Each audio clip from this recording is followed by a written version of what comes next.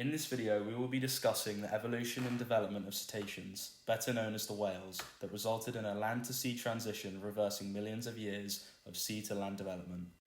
The Indohyus, part of the family Rheolidae in order Artiodactyla from 45 to 55 million years ago in the Eocene, showed early similarities to extant cetacea, being through its behaviour, where it would enter the water for short periods of time.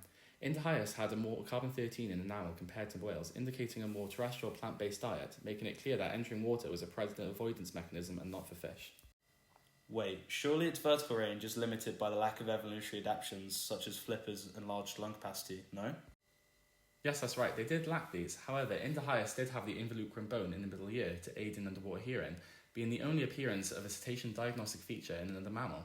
An abnormal lung capacity allowed up to 4 minutes underwater with movement and sinking like a hippopotamus, aided by denser bones. Denser or thicker bones is also seen in early whales like Pachycetus and Ambulocetus. So although extinct cetacea that diverged from Indohyus have these features, we see that Indohyus is an ancient link to whale origins. Next we have the family Pachycidae, which emerged in the Eocene about 47 million years ago and are classed as the oldest whales due to fossils discovered from after the Cetacea-Artiodactyl divergence. They had sharper teeth with enamel wear patterns correlating with fish eating, as well as their eyes having a heterotopic movement to the top of the skull to see above the waterline. How come there isn't any clear aquatic adaptations yet? While the Ambulocetus, found 49 million years ago, were more aquatic, they had sideways facing eyes showing ambush tendencies and enhanced hearing from a larger lower jaw, showing how extant cetacea use fat in the jaw to transmit sound to the ears. Darcy Thompson's transformation theory of coordinated characteristic change is seen here with its slim body and short limbs. Webbing also starts to appear as reduced apoptosis at interdigital regions occurs from the lower BMP activity. Myoglobin upregulation could have also started here, which is known to increase dive times in extant species. Is there any more families before the extinct cetacea? Only 3 more. The Remingtonocetidae, 48 to 41 million years ago, seen development in the hearing structures with the beginnings of an immobile neck, thus smaller semicircular canals, to avoid overstimulation from acrobatics. They also had a long snout. Another family, Protocetidae at this time, had larger eyes and signs of posterior nostril migration, which gives rise to the blowhole in extant species. Developmental repatterning was a result of them inhabiting other oceans, facing different selection pressures.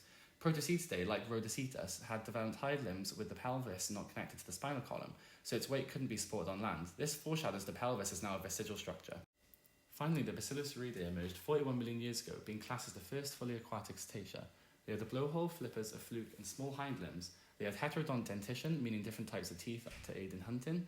Individual forelimb digits also aren't visible due to intense webbing as well as greatly reduced hind limbs. They also had peripheral vasoconstriction to avoid hypoxia and oxygenate organs from 3 non-synonymous mutations in 2 vasoconstrictor genes. Being now fully marine, Basilosauridae must have had complete loss of the SLC4A9 gene, meaning loss of saliva production, this being a dispensable trait when fully marine. Ancient cetacea also had 2 amino acid substitutions in the HOXD11 gene that regulates limb development and thus explains hind limb loss through carpal and tarsal reduction.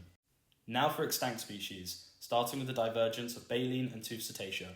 The divergence of teeth to baleen occurred around 34 million years ago. This formed the 2 groups, Mystaceti, possessing baleen for filter feeding, and Odontoceti, all being toothed whales. Mystaceti genes for enamel formations like ameloblastin and enamelin are still present today. However, these have degraded into pseudogenes from inactivating frameshift mutations and SOC codons.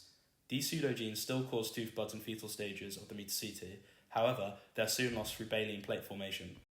Are there any unique adaptations in the Odontoceti? Yes, the Odontoceti gained adaptations like increased fat synthesis causing development of the melon and fat on the lower mandible. Both of these structures allowed for effective echolocation, which is now used for hunting and communication. Is hair and limb development still different to terrestrial mammals? Yes, extant cetacea retain hair follicles in utero, with only some species possessing whiskers when mature.